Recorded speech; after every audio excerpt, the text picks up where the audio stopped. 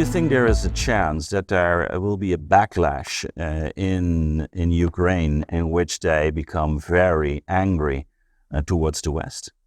I hope so, because they should. They should become very angry with us, particularly with Washington, D.C., because they've died pointlessly in a war that never needed to be fought. Putin understands the history of his own country. He knows that one of the reasons he doesn't want to cross that river and go west is he doesn't want to govern those people. No. What a terrible thing to do. Russia's big enough already. The big joke in Moscow was, well, let's give it to the Poles, and everybody laughs. How well did the Poles do with the Ukrainians? Not very well.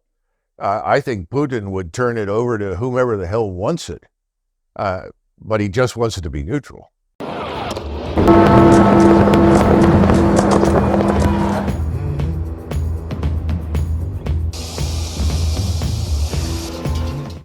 Hallo und grüezi.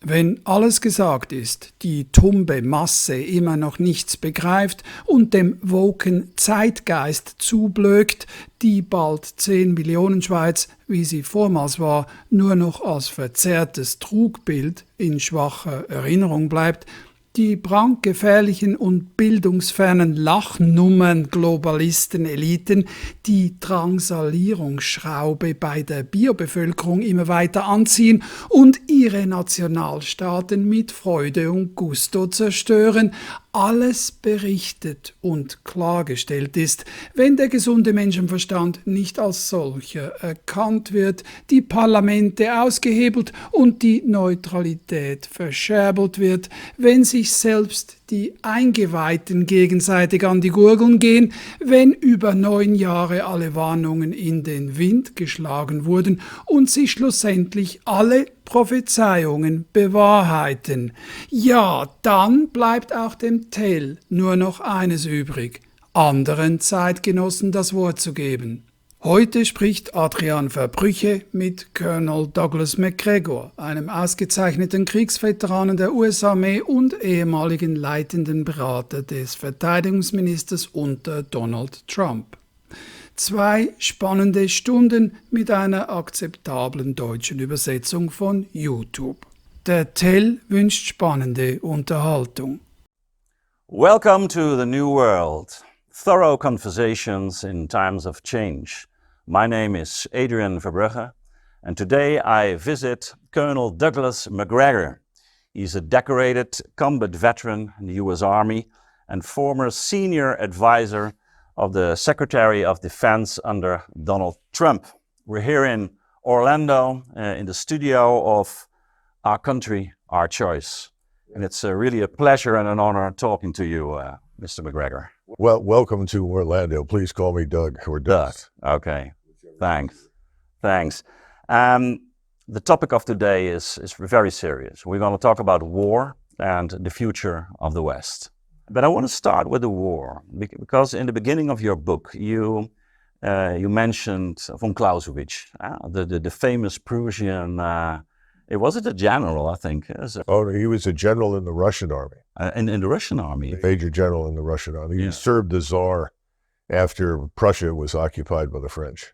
Yeah, you mentioned the 3 types of war. He speaks of a war of decision, Entscheidung in German, I think, a war of choice, right, and a war of observance. Well, he talks really about wars of observation, which would qualify today in our parlance as wars of choice. Okay. Because his argument is that the war of observation is not a war that is existential for the state. It's something that the state can choose to fight, but whether or not the state actually wins it is not really relevant because it's not a major war. A war of decision involves the life of the state and the people. Yeah. You know, he talked about state, army, and people. And a war of decision involves those 3 things and their very existence. Now you can say when you read your book, of course you make use of this distinction, but at the same time you discuss different layers of a conflict. Yes. I would say even different kinds of wars that are going on in right now. So I want to start with first taking a look at the current conflicts we're in, especially the war in Ukraine, because it has a lot of my interest as well. And then ask the question, what kind of war the different participants are fighting right now? So, because we have this idea about Russia, we have maybe an idea about ourselves. I don't know exactly what idea Europe has, but let's get into that. What in your view, is the central idea, and what is the strategy and that is behind the Putin's or the Russia's war at the moment? Well, thank you for, first of all, inviting me to meet with you, and thank you for asking these questions because they're so rarely asked. What we get through the media is very superficial. The first thing I think we need to understand, which is a point you've actually made, is that armies, military establishments, are composed of flesh and blood. We seem to forget that, particularly in the United States. We tend to think in terms of technology and money. We lose sight of the human factor. That's also the cultural factor. Yes, and with the human factor comes everything. You know, the history, the culture, the experience, all of those things are brought to bear on a military establishment in the event of a conflict or a war. And right now, what's happening in Ukraine, Eastern Ukraine primarily, is not really well understood in the West. Putin, sees this particular conflict as an existential conflict for Russia. In other words, for him... A war of decision. Yes, it's a war of decision. Yeah. This is on his border. Yeah. And he had been talking for 20 years about his concern with what was happening on his border in the West. Yeah, Munich, 2008. Right. Yeah. And he kept saying, under no circumstances can Ukraine become part of NATO, because whether you think so or not, we still regard NATO as potentially hostile. Remember, the Russians asked the question, we disassembled the Warsaw Pact. We left Eastern Europe, and we did so because you promised not to follow. In other words, not to fill the vacuum that we'd left behind, and ultimately not to threaten us in any way. It was very obvious to him in the first part of the 21st century that Ukraine was being used as a potential battering ram against Russia, or what was left of Russia. That Ukraine, which had been part of Russia for centuries off and on, was also part of the Polish-Lithuanian Empire. It had changed sides, borders, populations changed, but always it was very important what happened in Ukraine. It was the traditional route of invasion, and there was always fertile ground in Ukraine for anti-Russian sentiment, particularly in Western Ukraine. So he was acutely sensitive to all of this, and then watched what we were doing, and he kept saying, don't do this, don't do this. But you also mean that this anti-Russian sentiment that was in Ukraine would imply that in case Ukraine became part of NATO, then the anti-Russian sentiments in NATO itself would become this a dangerous mix together with this anti-Russian sentiments in Ukraine. Keep in mind, the Russians are not fools. No. I mean, everyone who lives in Eastern Europe knows the history for the last several hundred years, and some would go back 1,000. So it's no mystery that the Poles don't like Russians, and that there is a mutual suspicion there. You have similar feelings in the Baltic states, and the Russians also know there are good reasons for those feelings. Yeah. And they have bent over backwards since the dissolution of the Soviet Union to try and demonstrate that they are not like the Soviet Union. And we forget the enormously consequential economic collapse inside Russia that set Russia back decades, effectively. Putin, in the 90s, you mean? Yes. Under Yeltsin. Yeah. And Putin has spent a great deal of his time trying to recover that, rebuild the standard of living, improve prosperity, and has spent surprisingly little on the Russian defense establishment, which is one of the reasons when the war begins and he moves relatively few forces into Eastern Ukraine, people are shocked. I was surprised because I knew that the force was small, but I was surprised at how he went about this, and suddenly became very clear he's got a small army. He doesn't have the punch, the ability to do what we are accustomed to seeing the Russians do. And it's interesting to me to listen to people in the West who castigated the quality of the Russian army and its smallness and so forth, arguing, well, see, there's nothing to fear, and this could always be defeated. And that was behind the scenes what Washington continued to tell Ukrainians. And we put effectively a puppet regime into power in Kiev that was pro-Western and anti-Russian. And we threw the anti-Russian regime in Kiev out. We used our Ukrainian allies to do that, but that's effectively what we did. And then we began to see election after election, and you could always see the electoral map, and you saw that everyone who was east of the Dnieper River and part of the northern portion that touched Belarusia, all the way down and through Crimea, was always pro-Russian. And west of the river tended to vote on the whole in support of the Western perspective, the Western orientation, and wanted to divorce itself from Russia. And in 2014, I was interviewed on RT, and I asked them to put the electoral maps up, and they said, so what is your point? The point is there should be a referendum. Let these people vote themselves out of one country and into another if that's what they want to do. And I said, we should facilitate this. This is what OSCE exists to do. This is what we as Americans should be interested in. Let these people govern themselves as they see fit. And clearly one side is unambiguously Russian, the other is not. I had a conversation with Nikolai Petro just the other day, and he talked about the history of this inner conflict within Ukraine, and it's very important to it. Yeah, I mean, if you go back to the 1700s, you're dealing with Charles XII of Sweden, and you have left bank, right bank Cossacks. Yeah. You have Cossacks fighting with the Russians and Cossacks fighting against the Russians. That reaches all the way up through World War II. But the point is, let's just acknowledge this exists and have a referendum. Well, then I was pilloried and attacked on the Hill that, the Ukrainian territorial integrity must remain unchanged. And of course, by now, the Russians, fearing they would have a NATO naval base in Crimea, had already invaded and seized Crimea. Let's get back to where you started. He said the motives of Putin, and then later on we'll discuss the situation in Ukraine.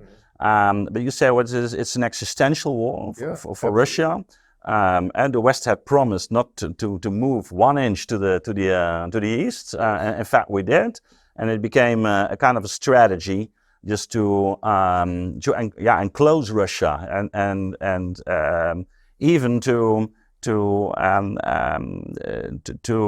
make the Crimean harbor a Ukrainian harbor. Let's say that a harbor that would become part of NATO in the end. So so one of its reasons is that from a Russian perspective, that this whole development tended in a direction in which Russia would be isolated, not having any warm water harbor anymore. Well, I don't think that was as big of an issue for Putin as losing control of Crimea and effectively ceding the Black Sea to NATO. Yes. The Black Sea is to the Russians essentially what the Great Lakes are to the United States. If you moved a foreign flotilla down the St. Lawrence Seaway and into Lake Erie, we'd be up in arms. Yeah. We also look at the Caribbean as a lake. It was experienced simply as a part of Russia, part of its culture, so even without the military relevance, it was a part of their domain, you say? Yeah, absolutely. And of course, they fought hundreds of years to drive out the Turks, the Mongols, and the Tartars. All had to be driven out because initially all of those peoples were surrounded the Black Sea. And they were hostile to Russia. They were Muslim. And the czars fought off and on all the way up through Catherine the Great. She finally gets control of Crimea in 1776. But the other thing that was happening in eastern Ukraine that we need to keep in mind is it wasn't simply, well, if the Ukrainians want to join NATO, they can do so. We were building a Ukrainian army deliberately in eastern Ukraine for one purpose and only one purpose, to attack Russia. And then that happened since 2014. Yes, absolutely. Well, we had already provided assistance in various forms, but it became a major focus for us to build a new Ukrainian army on the NATO model. That's a really important point, because we're talking now, obviously, of the NATO support and the support of Europe and America to the Ukrainian defense force. But there was the involvement of NATO was already going on, and in what sense? In what we were doing at the So we see this army emerge ostensibly for the purpose of seizing control or regaining control of Crimea. This massive force of over 400,000, I think was. And how big was that support at the time, from 2014? In billions? Have you any idea? Billions of dollars coming out of the United States and NATO countries, particularly Germany and Great Britain and France. I don't know what the Dutch contributed, but there was a NATO program, obviously led by us, to create a brand new NATO army inside Ukraine that was unambiguously offensive in orientation. Now, at the same time, they began building these extensive defenses that would be behind them, that they felt they were going to need in the future, which has turned out to be accurate. But more important, they also were attacking Donetsk and Luhansk. And between 2014 and 2022, when this war breaks out with the Russian intervention on the 22nd of February, there were more than 14,000 people in Luhansk and Donetsk killed by Ukrainian military action. No one ever brings that up. Most of these people were just Russians that lived there. They were not even so-called militias, Russian militias. Yeah. And yes, Putin was under a lot of pressure at home to do things for those people in Luhansk and Donetsk who, after all, were Russians. So was it artillery fire? Mostly artillery, but there were some ground assaults into the areas. And the point is that they were considered breakaway provinces, and these Ukrainian forces were being built to retake them and then launch against Crimea. And when they talked about Luhansk and Donetsk, they talked about the beginnings of ethnic cleansing. We're just going to drive all the Russians out, get rid of all the Russians. Remember, this is at a point in time where the Russians were already second or third class citizens in Ukraine anyway, which is why these Minsk Accords eventually are set up, which turned out to be irrelevant and an empty facade. But the point is that even Angela Merkel later on said it was only to spare some time, buy time. To build the army. Yeah.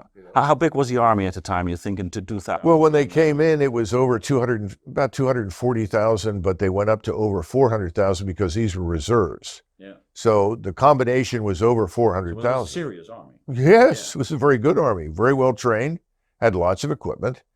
And when the Russians went in, they only actually had initially on the ground in Ukraine, in that part of Ukraine, only about 90,000 troops. But what was Putin thinking at the time? I mean, he saw this serious buildup of an army, but then he comes in with an army of 100,000 soldiers.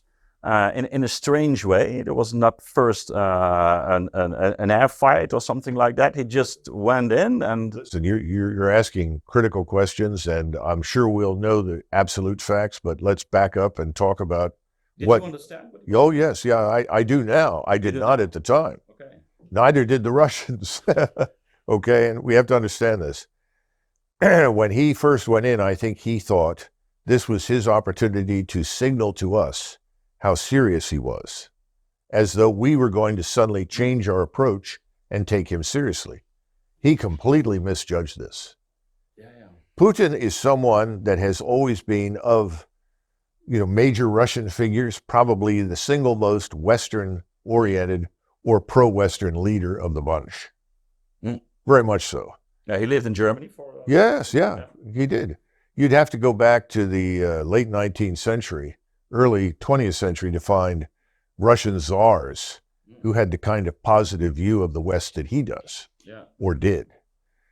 And I think this was part of the problem. He assumed that we would react. Well, he didn't understand that our view of the Russians was completely skewed in favor of the Russians are weak, the Russians are corrupt, the Russians are stupid, the Russians are incapable. I mean, just go down the list. This is really what people in Washington thought. And I remember having conversations with some of them in these think tanks. And I tried to tell this one gentleman who's very prominent, you see him from time to time on YouTube and television. And I said, don't you understand? The Russian military is not the same as Western militaries. You may look at them and say, well, they don't seem to be quite as polished. They don't seem to be as well equipped or well fitted in their uniforms and so forth. Those things are superficial. The Russian army has always had this sort of loose-looking soldier. No. And it's always had large numbers of non-Russians with it. You know, units of Uzbeks and units of Chechens and others. This is not new. Yeah, this is their history. This is their history. I say, don't reach the wrong conclusions and don't assume that these people aren't going to fight for their country. Well, they're the ones who invaded. But from the standpoint of Putin, once he gets into Ukraine, what he thought was a problem is infinitely greater. Once they get into eastern Ukraine, not only do they find this monstrous Ukrainian army for which he was unprepared, he also finds the biolab. But is the intelligence on both sides failing at the time? Yeah, I think so. I think both sides misinterpreted and misread things. No question about it. But how is that possible? Because there has always been a good relation between the Russian and the Ukrainians. He must have had spies or something like that. Well, there's two things going on here. Yes, the Ukrainians and the Russians have cooperated and gotten along from time to time. They also haven't. And as we built this army up, we began essentially stoking the fires of the Second World War. Remember, not an estimated 9 million Ukrainian lives, probably 2 more million Russians as well that never are mentioned, but 9 million Ukrainians were systematically murdered between 1929 and 1933. The man who did it was in the NKVD. His name was Yagoda, and he and his NKVD officers went in there after they'd emptied prisons inside Russia and brought convicts with them, because the convicts could be relied upon to rape and murder and steal whatever they found, which is what they wanted to do. They were there to destroy what they said was the Ukrainian, what we would say is middle class, but in reality, these people took the opportunity to effectively destroy Ukraine. Are you referring to the Holodomor? Yes, yeah. And this also the farmers. But there's a cultural. This is the wound in Ukraine. Oh yeah. Terrible. And this is one of the reasons why there were so many Ukrainians, and then later on many Russians as well, who went over to the Germans. You know, this is something we don't talk about. But they began stoking these old fires, and there were always people in Western Ukraine who were enamored of National Socialism. And these symbols started showing up. And of course, this was done to aggravate the Russians on the one hand, but also to create the illusion that this was a new, superior army on the model of the German force. You're referring to the Azov regiment, for example. Yeah, absolutely. One of them. And these things were funded by, at the time, Kolomoisky, who was Jewish. And remember, we had this man, Zelensky, who was Jewish. So you had the juxtaposition of, on the one hand, these symbols of hate and murder. Even Nazism. On the one hand. And all these Jews who are in prominent roles inside Ukraine and inside the government. It's bizarre. It makes no sense. But when you look at what they're interested in, the people who are running the country were interested in anything that would mobilize Ukrainians against Russians. And just as we in the United States are easily taken in by these unsophisticated depictions of the Soviet enemy 30 or 40 years ago, and transposing that old picture of the enemy onto Russia, we're easily beguiled by that in the United States because we've been listening to bad people speak with Russian accents on television for decades. You had something similar happen in Ukraine. But let's get back to the army itself. My question is, how come that the intelligence on both sides was failing? I think there are two things that have to be taken into account because I've seen it happen here. It may be that President Putin received different kinds of intelligence assessments, and he picked and chose what he thought was appropriate. I have to take that into consideration. Kind of wishful thinking. I think President Putin is probably the single most adult and clear-thinking man in Europe and the world today. And very prudent in a way. And very prudent. But on this occasion, I think he grossly misjudged the West, and I think he misjudged what was going on. It was even worse than he thought. Because remember, in his mind, he was expecting any day that these Pershing II missiles from the 1980s that were banned under the INF, that we now call them Standard missiles, but they're very, very powerful and very quick, that those would show up in eastern Ukraine. And that would place them within minutes of striking the Russian nuclear deterrent and destroy their early warning system and so forth. That's what he was worried about. But he didn't. When he gets in there, he finds out this Ukrainian army is actually exceptionally good. It's not perfect, but it's damn good. And they have to make a decision after about several months. What are we going to do? And remember, they tried in Istanbul, and they thought they had an agreement because the keystone in the agreement was neutrality for Ukraine. Yeah. And at that point, he was ready to back out of Ukraine. And that brings up something else that's interesting. When the Russian forces first entered eastern Ukraine, they encountered lots of Russians. Obviously, the people there were Russian. And they said, well, thank God you've come. And then the people said, well, what are you going to do? Well, we're just here to, push the Ukrainians back and then get a deal. And then we'll leave. And the Russian people there said, if you're going to leave, then the Ukrainian secret police will come back and put bullets in all of our heads. So many of them said, the hell with you. We're not going to support you. If you're not here to liberate us and protect us, you're not here to stay. Go home, I mean, literally, these conversations were held. This was reported back to Putin. This is where Putin begins to realize he's dealing with a different animal from what he initially thought. So, in fact, when we're talking about this war, then you could say Putin tried to give a signal to Zelensky, this is very serious, and to the West.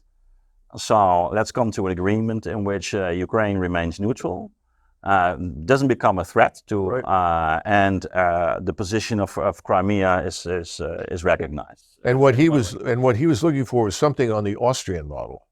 Yeah. Because just as once Austria became neutral and the Russian forces left, there was still a Russian representative on the Austrian Defense Council for many years. And his job was to make sure the Austrians actually carried out, to the fullness of the law, what they'd agreed to. And that's what Putin wanted in Kiev. I want a Russian on the National Defense Council so that they can monitor that you're genuinely neutral. Yeah, but the interesting thing, of course, is how it's going to develop itself, because it became something different. Well, that's right. The great lesson of margin of victory is that whatever you anticipated doesn't turn out to be the case. Yeah. So if you think you're moving in for a brief period of time, or this is going to be a short war, you've probably made a serious mistake. So before you start anything, you need to stand back and look at all the possibilities. Do you think at the time that Putin was aware that in fact he was fighting a war against the West? No. No, that's the problem. He thought we were approachable. He thought the people, especially in Berlin, he was shocked when Scholz shows up and spews this nonsense. It was a case of a cognitive dissonance, as we say in English. He couldn't reconcile what the man was saying with reality. He said, Scholz has joined this. Berlin is now in this camp that is violently anti-Russian. And we have no reason for the Germans to hate us. We've gotten along with the Germans. It's just sort of, what is going on? He couldn't believe it. He was surprised. In fact, I wasn't surprised that this reaction was so fierce in the West. I mean, maybe that it's. Well, you live in the West. I live in the West, of course, but especially in the Netherlands, we had this, of course, the issue with the MH17 at the time. So there's a. And I always think that we dealt in the wrong way with that, but that's another question. That's a very sensitive issue in the Netherlands. But I felt you can say not the discontent, but maybe maybe a light form of hate towards Putin himself. They demonized him, and that started in 2014. I think this was the decisive moment in the Dutch relation to. I think the problem there has always been his association with the KGB. The assumption is that he's another NKVD thug, like Yagoda in Ukraine, and that was absolutely not the case. The other thing is, and I had time when I was in graduate school to meet with defectors, many of whom were KGB agents or GRU people. And what you found from them was that they had traveled extensively outside of the Soviet Union. Yeah. They knew more about the West and had a very different view. So they broadened their mind. And that was the case with Putin. He had lived outside the country. He'd gotten to know Germany very well, liked the Germans, got along with the Germans. And he began to see the West as a potential partner. Remember, he raised the issue of could Russia join NATO? Yeah, was this a serious proposal? I think it was very serious on his part. I think he was looking for an opportunity to integrate Russia into the West. But he's always had people around him saying, Vladimir, you don't understand. Yeah. They hate us. It doesn't matter what you do. And it's always interesting to me that people are so anxious to attack Putin when he is probably the best possible representative of Western interests in Moscow of anybody that exists. Yeah. Everyone else was completely unsurprised by what we did. Yeah, I think that that's a very, very important remark, because the whole question is, when you start a war, you want to know about the outcome. And now, at the time, we're dealing with Putin, and you can say, well, Putin at least is a man, is in a way prudent. He is not very aggressive towards the West. So the question is, when, for example, when you want a regime change, who do you think will be the alternative? It's absurd. They have no idea what they're talking about. But that's not new. We never understood Vietnam. Yeah. We intervened in a civil war. We murdered the only man. We assassinated the only man that could hold the country together. His name was Diem. We created catastrophe. In Afghanistan, after we'd gone in, the one man that everyone was willing to live with in Afghanistan was the king, because he ran what we would call a confederation, where these were regional interests and so forth. What did we do? We removed him and put in a CIA agent named Karzai. And of course, then the corruption became unstoppable. We go into Iraq, and what do? We don't understand what we are doing. America blunders in like an elephant and crushes everything under its feet, and then says, aren't you happy I'm here? Aren't you grateful that I've come? I'm the big elephant that's going to deliver everything you want. Yeah. Well, I think what was happening for Putin is that he starts this thing and he suddenly realizes the elephant is the enemy, not the friend. And then by June, his generals sit down with him and they said, look, if you're serious about this, we're going to have to change everything. We're going to have to be prepared to fight for years. This is a large war of decision. And that's when he realizes this is an existential threat to Russia. Yeah. This is not something we are prepared under any circumstances to lose. Now, he never thought that was possible anyway, because very prudently he said, strategically, you want to fight me on my doorstep? You're pretty stupid. And he was right. But he grossly miscalculated initially. He thought he was dealing with a different set of leaders from what it was actually there. And then he decides to change everything. By the time you get to the fall, he appoints new leadership, and the Russian Air Force general who took over command effectively in the East builds this defensive thing and says, look, we can't hold everything because we don't have enough forces. You're going to have to withdraw over here from Kharkov. The Ukrainians said, "Oh, look, the defense line he built in Ukraine." But then what's his name? I'm talking about the Russians. What the Russians built once they had established themselves in eastern Ukraine and the Russian-speaking areas. Okay. Yeah. To the north, they were very close to Kharkov, but it was very lightly defended. They only had 2,000 men up there, and the Ukrainians were told by us, because we began providing them with satellite intelligence. How's this line called? Well, it's just south of Kharkov, and it was just a plain right up to the river on the border with Russia. And we said, go ahead and attack that. And the commander said to President Putin, let him have it. It doesn't matter right now. We need to consolidate our position. Then we need to become impregnable. And when we've consolidated our position, our defenses are impregnable, then we launch offensives and we move out of them. Effectively, a repetition of Kursk from the Russian standpoint. And the Ukrainians were then invited to do what? Attack. Yeah. And we were stupid enough to tell them to attack. And what the Russians have proven and demonstrated, something they understood since the 70s, was the criticality of linking all of the overhead, space-based and terrestrial surveillance, unmanned and manned, drones, satellites, everything, with all of the standoff attack systems, rocket artillery, conventional artillery, tactical ballistic missiles, cruise missiles, everything. Let's get into that. And when that was linked, then we didn't seem to appreciate the lethality of that system. I call it in my book, Margin of Victory, and previously in my previous book in 2003, Transformation Under Fire, I call it the ISR strike complex. Mm-hmm. And I said we have to integrate ground forces, maneuver, and logistics within this larger ISR strike complex. We have to go all the way back to Ogarkov in the 19th. Yeah, that's the ISR is intelligence, surveillance, reconnaissance. And he talked about the recon strike platform in space that will allow them to target and destroy anything on the planet. Of course, they didn't have the technology. And so this was conceptual, but he was right.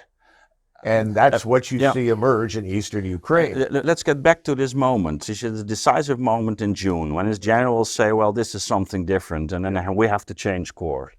Is it then they're starting to build those defense lines, huge defense lines? Is it Surovikin? Isn't yes, it? Surovikin. Yeah, that was the Surovikin line. Yes. Yeah, that's the name I was looking for. And he did a brilliant job. Yeah, he did a brilliant job making those lines in Ukraine. So they built for months on the defensive side. Right. Because they knew that this was going to be a long and a hard battle.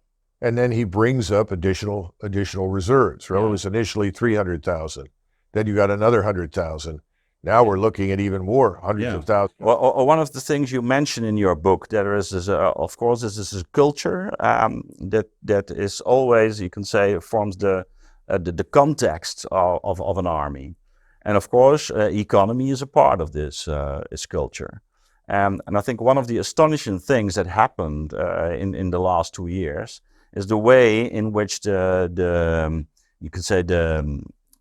economy of Russia was transformed, and especially the military capacity to build arms. But there was also no drop in the Russian standard of living.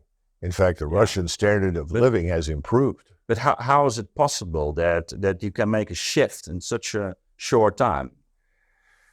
Well, first of all, we have to keep in mind that what were these all the production plans of the 80s? What did they do? The plans. I mean, there are lots of plans on the shelf that were never thrown away. One of the things that the Russians don't do is throw things away. That's what they I mean. Keep everything. The plans. But it wasn't just plans. You had to have the factories there. The manufacturing base had to exist. It was there. It just hadn't been mobilized and utilized.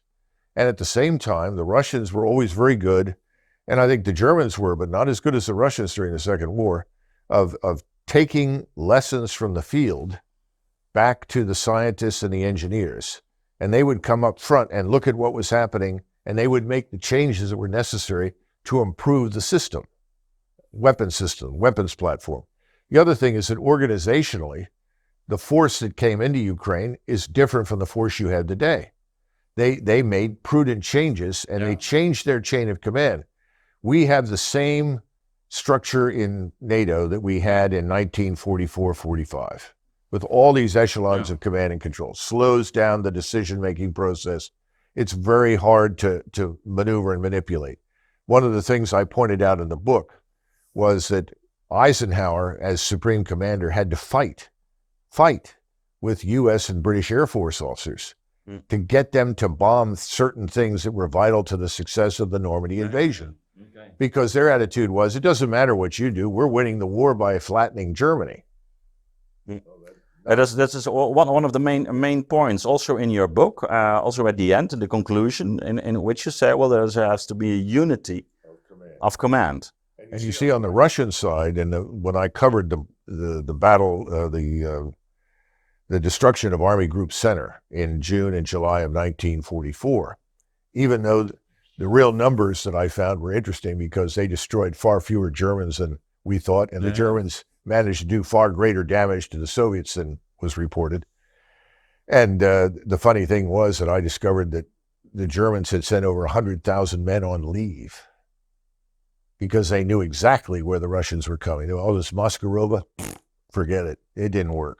The German soldiers in the field and the commanders in the field knew exactly what was coming, and Hitler refused to change dispositions. So they said, well, what's the point of losing, hundreds of thousands? So they sent 100,000 on leave. So on the day of the attack, there were 110,000 German soldiers facing 1 million That's it. So, but that's aside from the point. But what you have with Zhukov, for instance, who's the overall commander of these fronts, he is able to summon 5,000 Soviet aircraft in the space of 15 minutes and hurl them at a concentration of German troops, which was enormously effective, successful, and destructive. And you're saying that right now? But look at Zhukov versus Eisenhower. Yeah. Eisenhower has to argue with the Air Force. Zhukov gives an order, and it all happens. Never realized that. Now that's what you saw with Surovikin. But are you saying that Russia is exactly operating under this one command? Yes. Right now? Now they are. So the different services are. Oh yes, they are absolutely integrated. And they are responsive. There is one man at every level who commands everything. Commands everything? Yeah. In other words, it's your level. Whatever it is, it may be 15,000, 20,000, 80,000, whatever it turns out to be, he commands everything, all the air forces. And here's a good example. But how is it possible that you know all the different disciplines? You have to train on that. Well, I think it's a question in the Russian case. First of all, historically, unity of command is something the Russians have always practiced. Okay. If the man who's the supreme commander says do it, everybody does it. We have no history of that. That was true under the Tsars. Now, his generals were often not the best. Well, there were also Soviet generals that weren't very good. There were some generals that were initially out there with the forces that went into Ukraine, as well as colonels and others. They're gone. They were removed. And you talk about democracy. There was an incident involving infantry. These were paratroopers that had been placed under the command of a brigade commander. When was that? This would have been the fall of 2022. Okay. They attacked and they took terrible losses. Yeah. And the paratroopers came back and they sat down and wrote a letter. They gave it to newspaper journalists. And they explained why they'd failed in this attack, because all of the measures that should have been taken were not, and the man who was in command was at fault. That was brought to Putin's attention. Putin went to the front, removed him. And that's been going on over there. Now, some Russians would complain and say they haven't removed enough. I've heard Russians say that. But the truth is, Putin has done those things, and you now have a force that has very few weak links. It's similar to the quality of the German force that invaded Russia. After Poland and the Low Countries, all the weak, mediocre officers were gone. They were removed. And the best people were in the right jobs. That's what Putin now has in his force in Ukraine.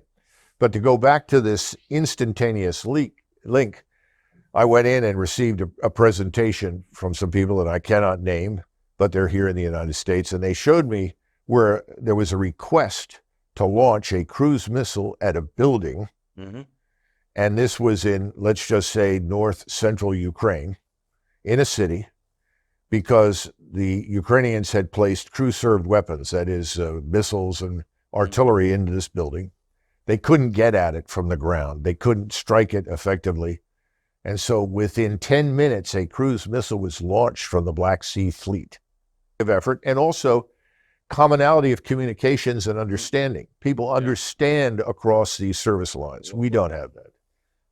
We do sometimes at the lowest level, because the people down there who are doing the fighting, they have to do that. It's this upper levels where you have the problem. But let's get back to this principle you introduced in your books. This the importance of intelligence, of surveillance and reconnaissance. Because you have to have surveillance all the time. Yeah, and of course now we're living in information age.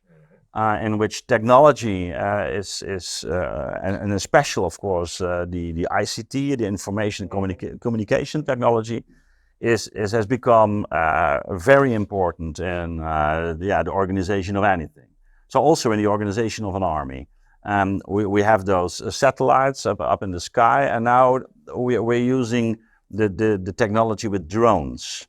I think one of the surprising events is that the drone has become a central, you can say, instrument or what is it, a medium almost, in which this war is fought. How do you look at it? And from this intelligence surveillance? reconnaissance perspective. Let's look at it from the standpoint of function and effect. For many, many years, there was an old phrase, give the unit artillery and you've made the unit independent.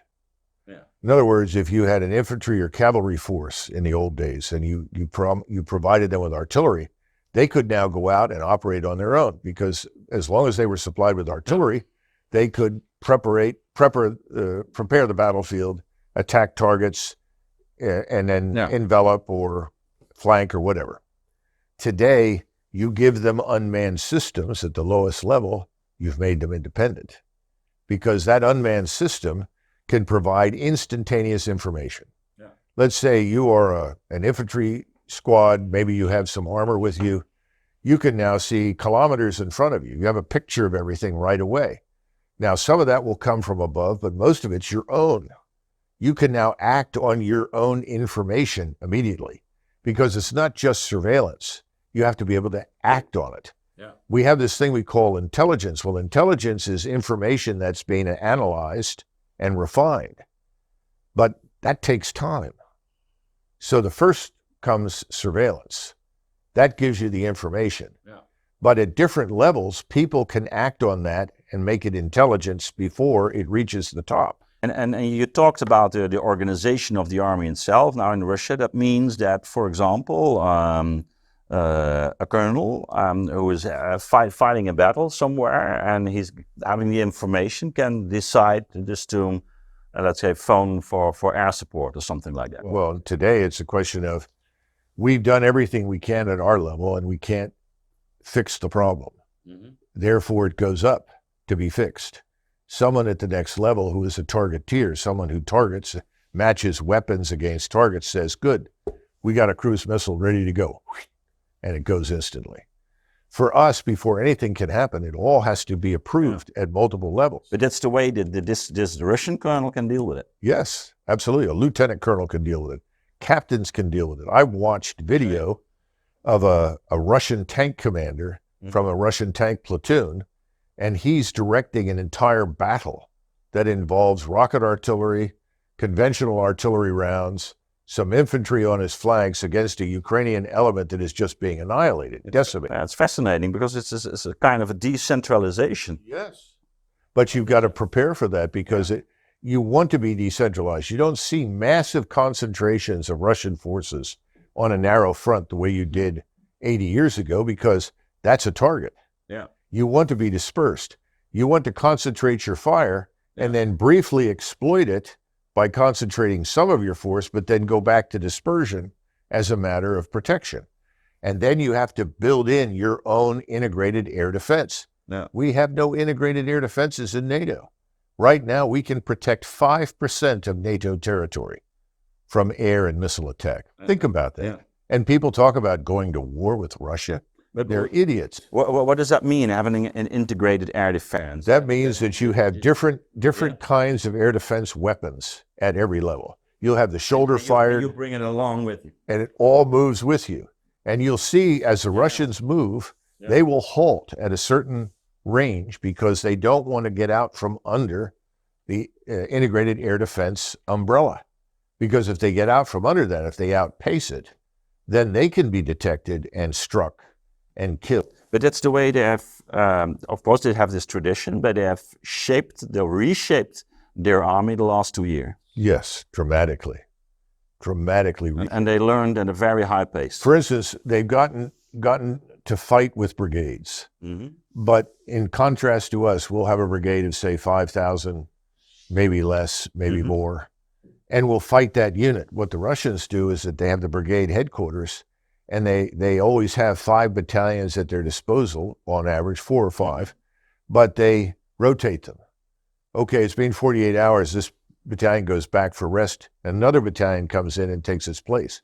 So they are very sensitive to the impact of close combat on their own troops. They never, mentally and physically. They never cared in the past. No. They care very much. But it's still the story we're telling, that the Russians are having their troops as cannon fodder and if anything, I'm amazed, because I know history very well. and even great commanders. But fighting the Germans, they were just They took at least twice the losses that they admit publicly. When I was in Moscow in November 2001, and I was there, I was still on active duty then, and I was there as a delegation, and we went to the Russian General Staff College, and we met with the Russian General Staff. And they told me, I asked point blank, I said, what about the losses during the Second World War? We all know that, the official losses are inaccurate. They said, oh, that's true. And so I asked, what is the right answer? Mm-hmm. And they said two things. They said, in the NKVD archives, this is the Secret Police archives, we've been counting the losses. We're up to 39,900,000. Yeah. Now remember that Stalin executed 1 million soldiers in the Soviet army for refusing to fight the Germans. Very few people know that. The Germans executed 23,000 soldiers in the whole war for failing to obey orders under fire. Think about the difference in the two. Stalin's army was a slave army. People were driven like slaves into gunfire. At the same time, they said, take whatever figures are there, the official Soviet figures, and multiply them by a factor of 2 or at least 1.5. And then you'll have a better picture of the losses of just soldiers, which they estimated to be 15, 16 million. Of course, the story still up to this day is that the way Russians fight is that they don't care about their soldiers. Yeah, but what happened was that MI6, the CIA, working with the Ukrainians, dusted off all of this nonsense, all this business from the Second World War, and repurposed it and sent it out, saying, well, this is the same thing as you've seen in the past. It's not. It's absolute rubbish. Is there trustworthy information about the sum of casualties that have fallen on both sides? Well, in the West, no. Not from official sources. But from your sources, what? My sources are a combination of things. I've had to depend heavily on friends in Europe that I've known for years, and some of those are actually on the other side, as well as in Ukraine. Yeah. For instance, there's one, I shouldn't even say it, but I will, one Pole who has grandparents who are Ukrainian and relatives that are in a position to talk. And they give a very different picture of what's happening. I mean, today, the picture that is emerging is that all the Ukrainian people just desperately want an end to this. Yeah. You now have Ukrainians are saying, for God's sakes, let the Russians come and put an end to this, insanity. You have Ukrainian soldiers being interviewed that you can watch on Telegram saying, yes, I know. We should go with them and kill this Zelensky and this crew. But how many casualties are we? On the Ukrainian side, I'm reliably told that it's now probably 600,000 Ukrainian dead soldiers, over 1 million casualties. And remember that they haven't had the effective medical evacuation and treatment that exists on the Russian side. Okay. The Russians have had probably 50,000 dead, although some claim less, some claim more. I would certainly say 50,000. You might come up with numbers for 55 to 60,000, particularly if you look at the Donetsk and Luhansk militias and perhaps Kadyrov's Chechen forces. It might go to 60, 63,000.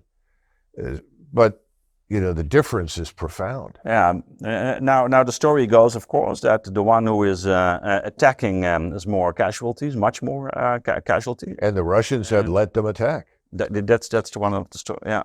But we're the ones, we in the West, that have been urging them to go forward. If you go and look at some of these television generals on the U.S. side, as I call them, people like Petraeus and Keane and others, and they say, oh, I think the Ukrainians are really super prepared for this. They're well-trained.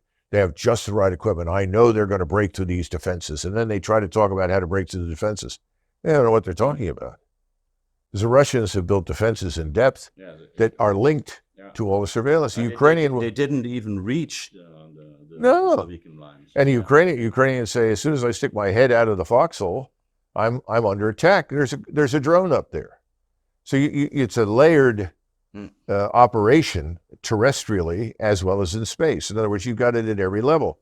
And again, it's not enough to see it. You have to be able to attack. And the Russians have mastered the links. But at the same time, we must admit that Ukrainians have been fighting very, very bravely. I mean, it is so. Putin said that. Yeah. There's no question about it. You go back and read about the Ukrainian because the war is going on for 2 years now, and the Ukrainian army isn't defeated up to now. Well, it's disintegrating. It's disintegrating? Yeah, because I think... Are the Russians simply waiting at the time and just... The Russians don't really want to cross the river and go west. And one of the reasons for that is that Putin says, if I cross the river right now, which he could easily do that, they'll say, see, he wants to conquer Eastern Europe. And he says, we've never been interested in that. We have no interest in that. That's not what we want. Yeah. No, but there's a big chance he's going for Odessa, isn't it? Oh, Odessa is historically a Russian city, a Russian-speaking city. It was never Ukraine. But there's still a huge distance from the Donbass to the Dnieper. I mean, well, there are a lot of bridges, and the Russians have deliberately left them intact. And what I see happening right now is this forces up near Kharkov are acting like a magnet for the Ukrainians. They're pulling forces from other places and putting them there because there's weakening them in the south. And they said the Russians are going for Kiev, which they may yet do before this is over. But right now, that's not the goal. The goal is to get the Ukrainian forces up there for two reasons. Number one, you're weakening the south, which makes it much easier to cross down there and seize Odessa. And secondly, you're killing what's left that can fight. Vast numbers of units have simply refused to attack. And I don't blame them. Why would you do it? I mean, the French army rebelled in 1917. They were tired of dying. So what kind of war the Ukrainians are in right now? Because it's... Well, they're fighting a NATO war. Because you might as well say that this war is not an existential war in the sense that they're fighting for their own, but that they're with fighting, they're in fact undermining their own existence. Exactly. In other words, they're committing suicide. Yeah, that's exactly. It's a suicidal war. Yeah, and Zorovikin invited them to do it, and that's where they've taken most of their losses against his defense, just as the Germans were stupid and took the bait at Kursk. There were big debates. The Russian deputy chief of staff of the Russian general staff, and I cover this in the book. Mm-hmm.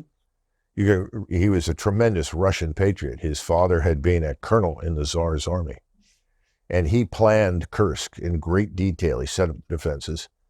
And he went in to see Stalin, and he had on one side Zhukov, and I think on the other Sokolovsky, or I can't remember. The book covers this. And I found it fascinating because Stalin, of course, was just like Hitler. Attack, attack, attack. And the deputy chief of staff said something to Stalin that no one ever said. No, sir. He said, what? We can't win this war without attacking. He said, no, sir, we will lose the war if we attack. Yeah. Because at that point in 1943, what could the Germans do brilliantly? Yeah. Maneuver. Yeah. That's something the Russians still hadn't learned yet. He said, no. He said, this is my plan. And he described it and said, the Germans can't resist attacking this. Let them expend themselves on this impregnable Kursk salient. And once they've expended themselves, then we can go on the offensive.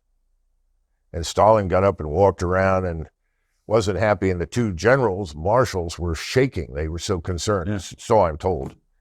And he came back and said, all right, but you know what this means. And everybody did. If this fails, you'll be shot. It worked. Yeah. And Zorovikin is not dealing with Stalin.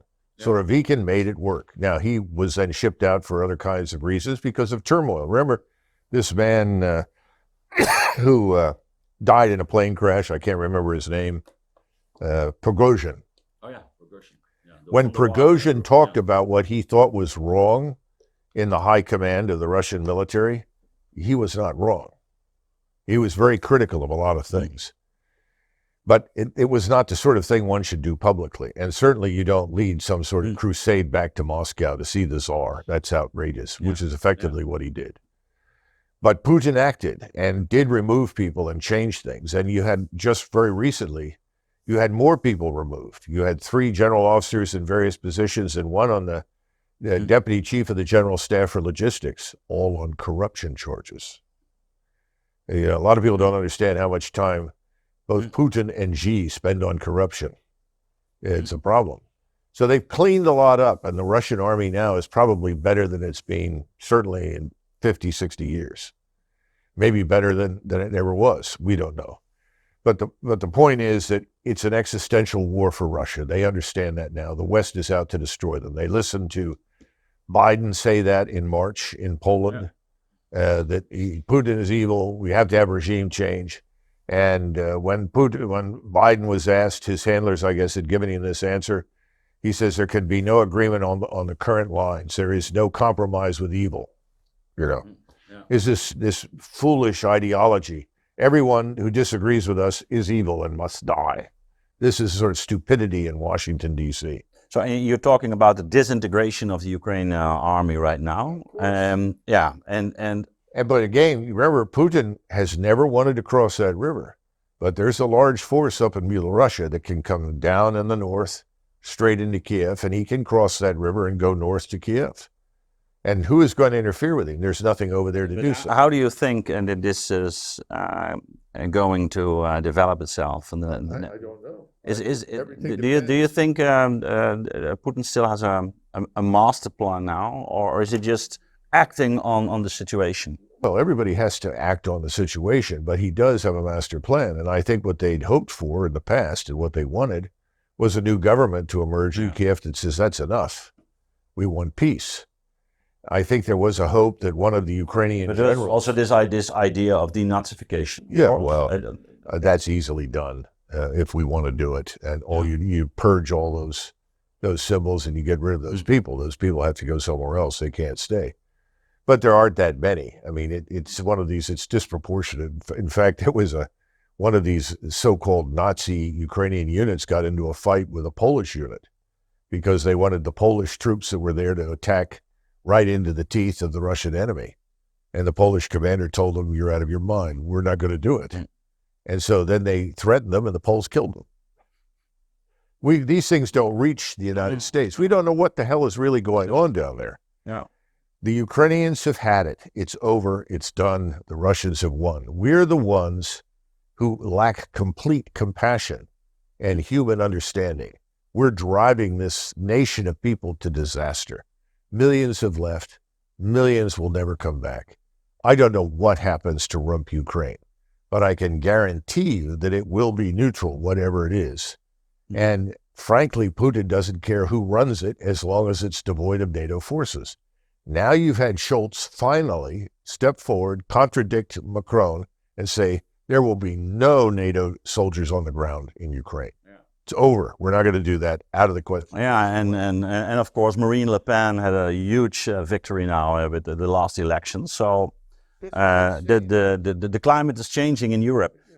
So Doug, now we're going to talk about the West and our future and the war that is raging in the West, because we're fighting a proxy war. In fact, you talked about the way Russia and Putin looked at the West, and in fact they were surprised by the way we acted, surprised by the grand scheme of things, you can say, but they adopted themselves and they started to fight a new war, a different war that has become more and more of an existential war. And you corrected me in the beginning that Putin didn't have the intention to confront the West, but now he is, you can say, taking up this battle.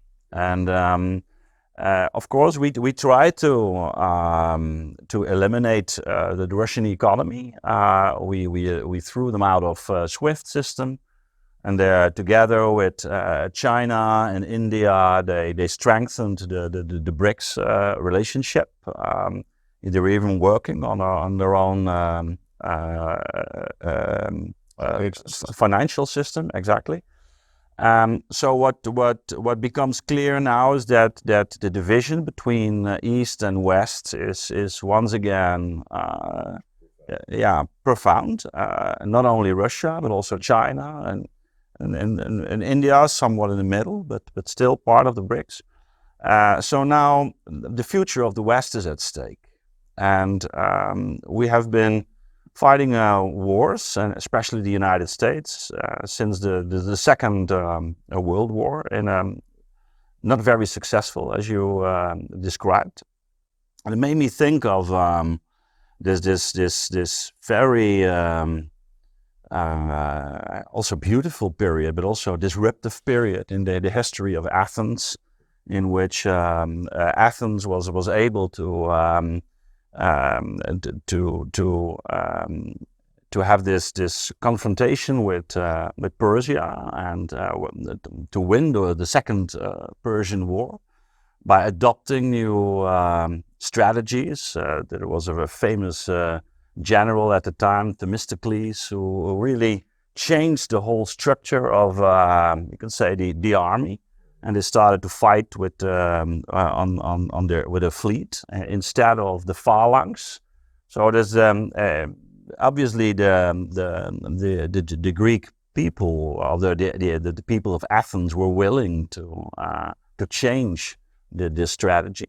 But at the same time, you can say that this victory over Persia was the beginning of the end of the Greek, of the Athens.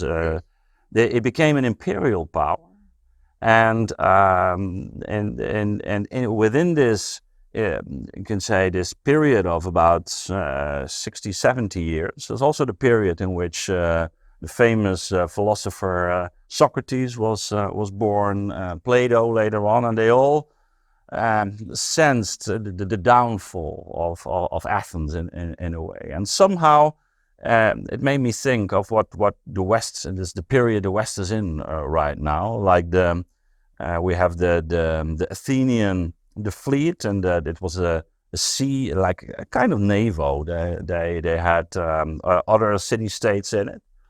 But it became very dominant. But in fact, they had under the leadership of Pericles, they were moving towards this big confrontation with Sparta, and the war broke out in 431, I think, before Christ, and it was the beginning of the end of and this Peloponnesian War was a kind of a suicidal war, in fact, and now. It made me think of what is going on right now. Like we won the United States won the Second World War. We always forget Russia.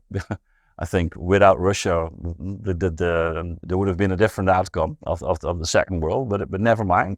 The Second World, and of course then came the big victory in the 80s and the 90s. At least that's the way we experienced it in the West. Like the spirit of triumphalism. I don't know whether it's an English word. Yeah, it's a good word. Triumphalism. Instead of reflecting on what happened and that the USSR dismantled itself, in the West there was this spirit of triumph at the time, and I think. You described the battle in the beginning of the 90s in your book, Margin of Victory, and we can say in the beginning of the 90s we not only the military but the culture as a whole we set a course in a certain direction, but I think maybe that was the beginning of the end of the Western order as well.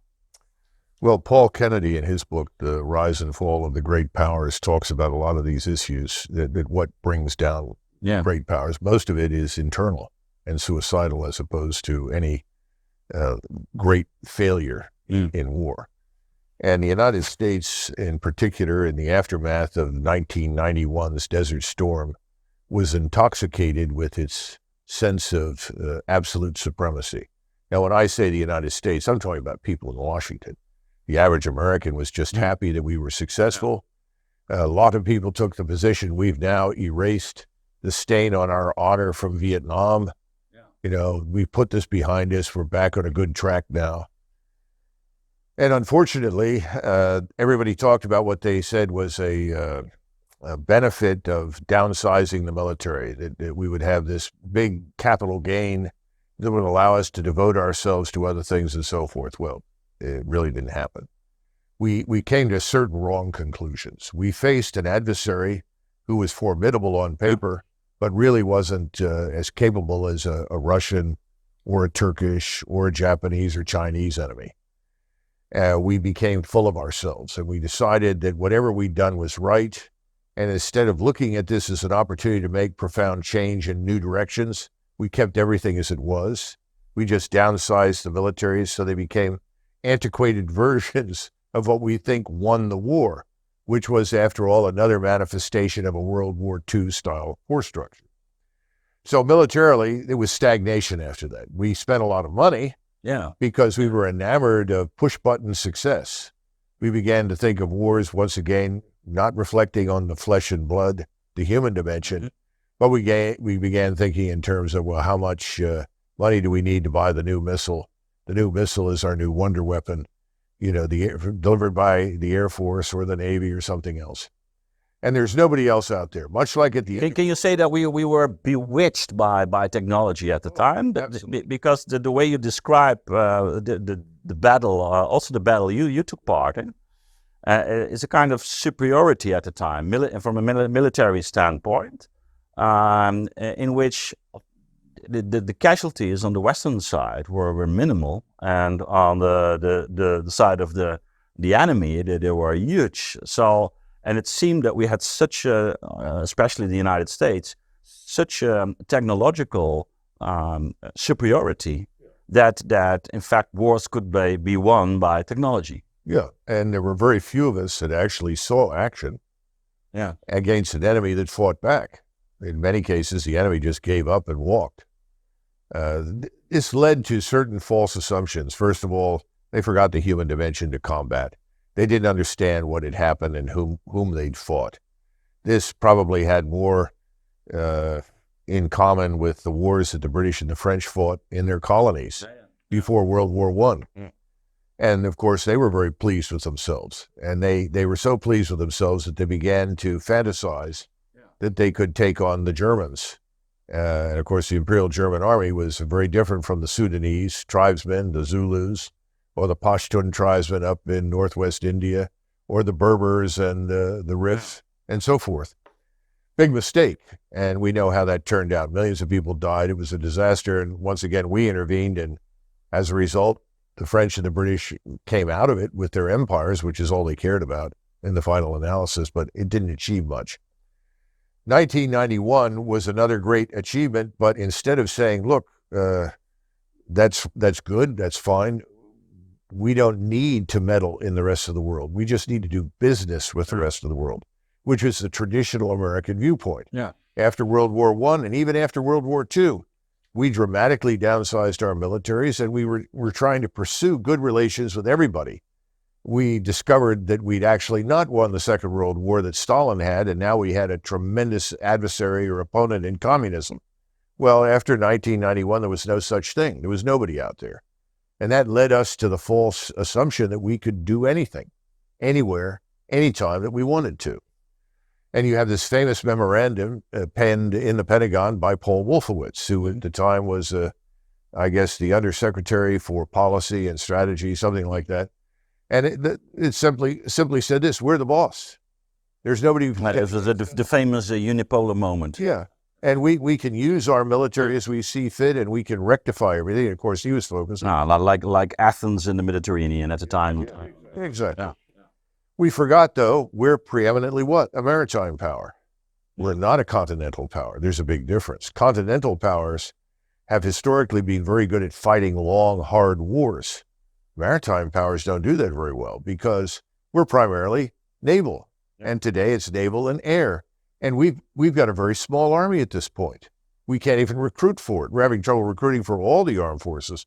But what people have to understand is that we are a version of the British Empire. But we probably should have taken the opportunity to change our relationship with the rest of the world, to demilitarize it, which is what I talk about doing now. But we didn't want to do that because the military was our trump card, we thought.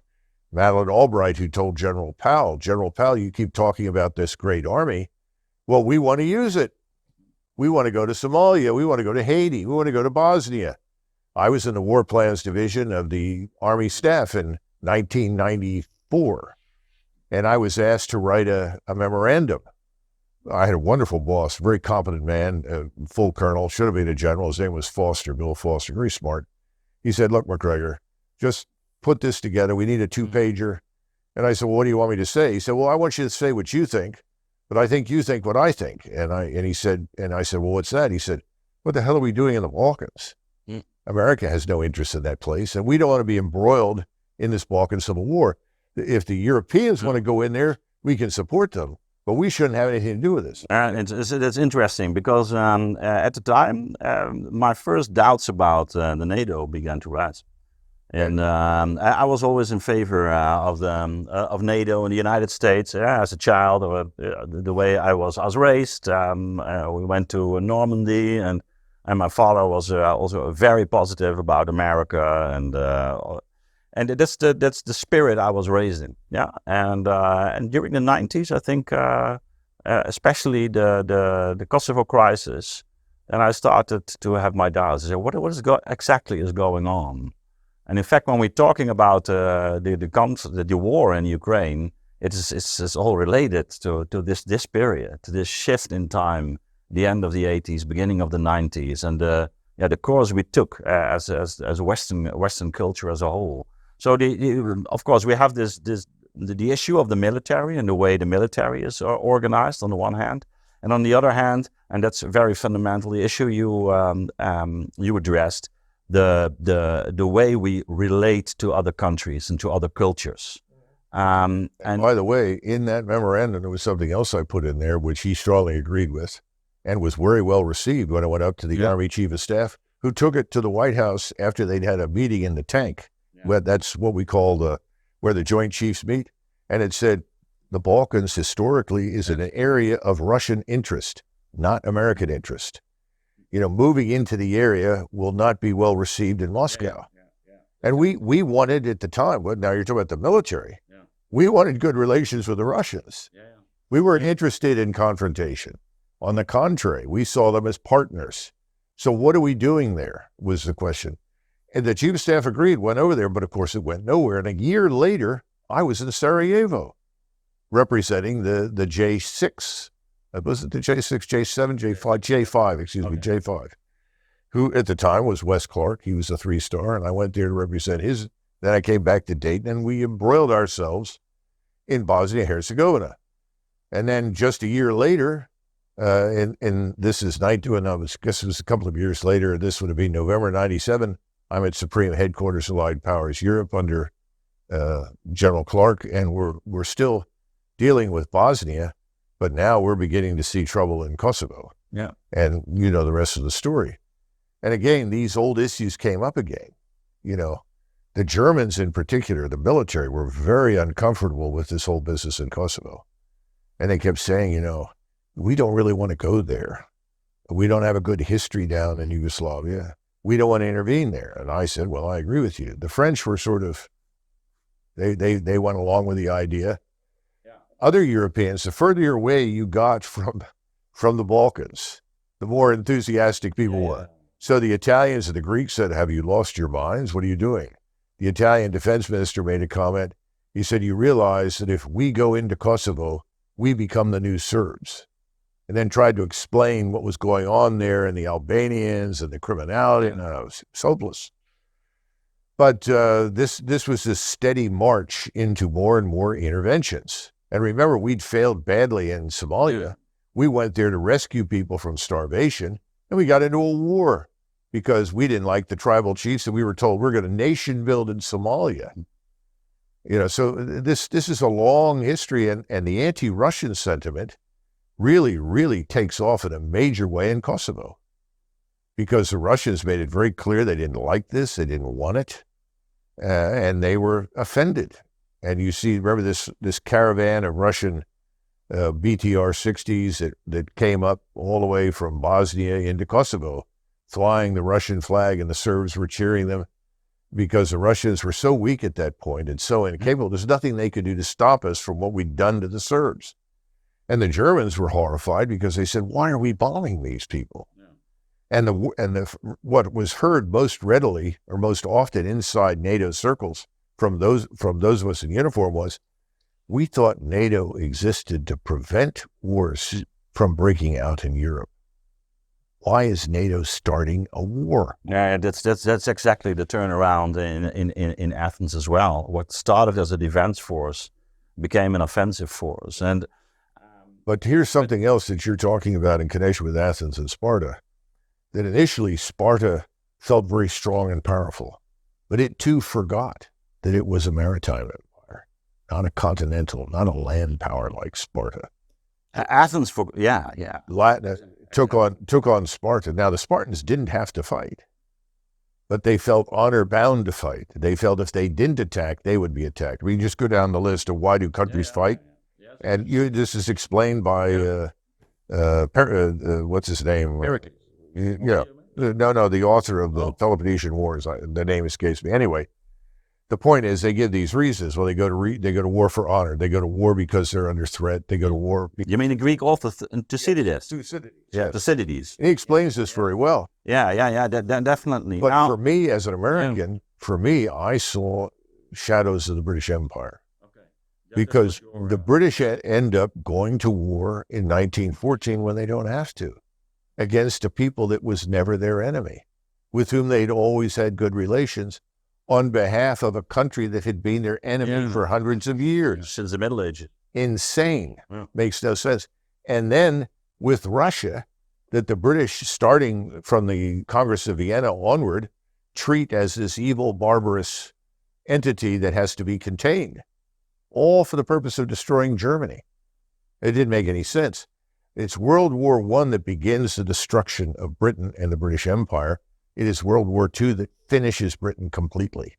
And my fear right now, looking at the world, is precisely that we end up in a conflict with the Russians, with whom we have no reason to fight under any circumstances, or for that matter, the Chinese, but certainly the Russians, and for reasons that we can discuss, a war with Russia is inevitably going to involve China. It may even involve India. We don't seem to understand the world has changed. This is not the world of the early 20th century or the late 19th century. These are not great power struggles. I mean, I love John Mearsheimer, but John's stuck in this paradigm of before World War. We live in an entirely new world. None of this makes any sense anymore. No one in their right mind should be interested in the West going to war with anybody. There's no reason to. And the problem is that I'm worried that we're on the verge of doing what the British did and destroying ourselves in the process. Now, there's a difference. And this is true for you and it's true for us. If we look at Russia, Russia's societal cohesion is stronger today than perhaps it's been since World War I. I mean, people, everybody in Russia is behind this war. Of course, there are exceptions. Yeah, so sometimes one of the side effects of a war is the unity. If the war is successful, if it goes the right way, if it's for the right reasons, if it's just. We involved ourselves in Vietnam, and the opposite happened to us because it was unjust. It was strategically irrelevant. It was wrong. Killed 2 million people for nothing. Now we've killed, 800,000 people in the Middle East at least for nothing. So America's in a very different position right now. And our society is not strong. We have at least 52 million people inside our country who were not born inside our country. That's probably not the complete number because we have all these other migrants and illegals that have come in. Somebody said we have 40 million plus illegals inside the United States. The point is our societal cohesion is terrible. We have people that living in this country, they're not interested in being Americans. They didn't come to become Americans.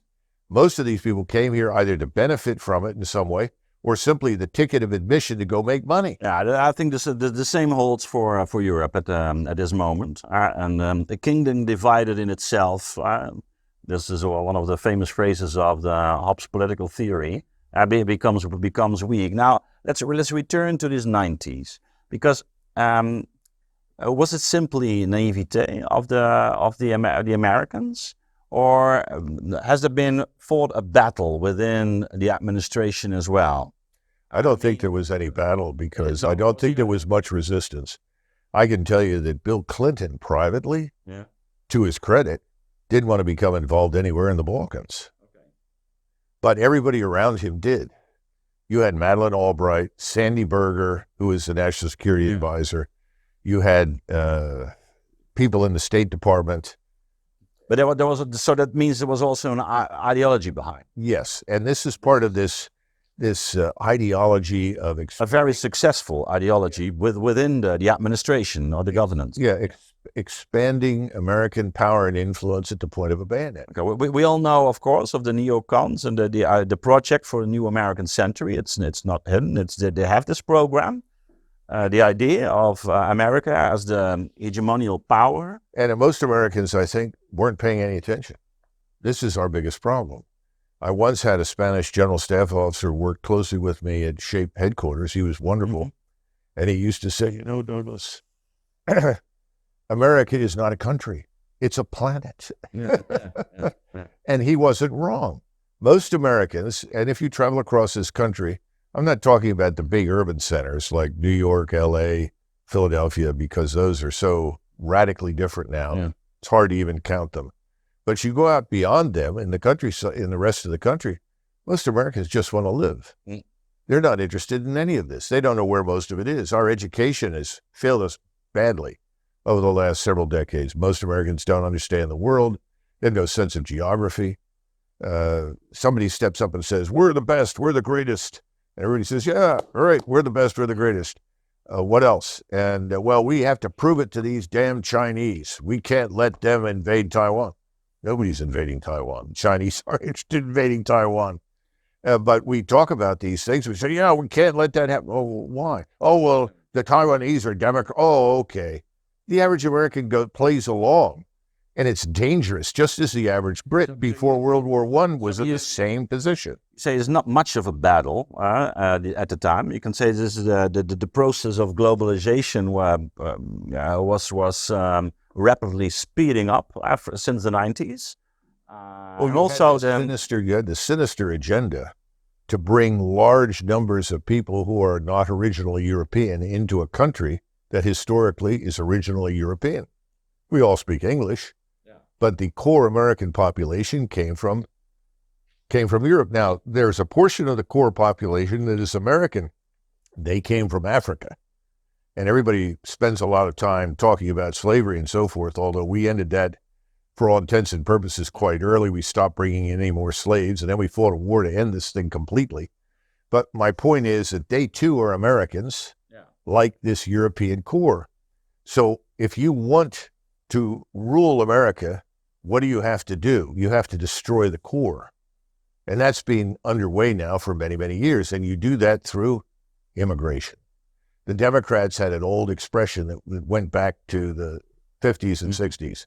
If I can't get enough people to vote for me here, I'll get them from overseas. Of course, yeah, immigration has become a very important topic also in Europe. In fact, in the Netherlands, I think it was the main topic during our elections. We have seen the European elections in which it was played a very big role. I also already mentioned Marine Le Pen in France.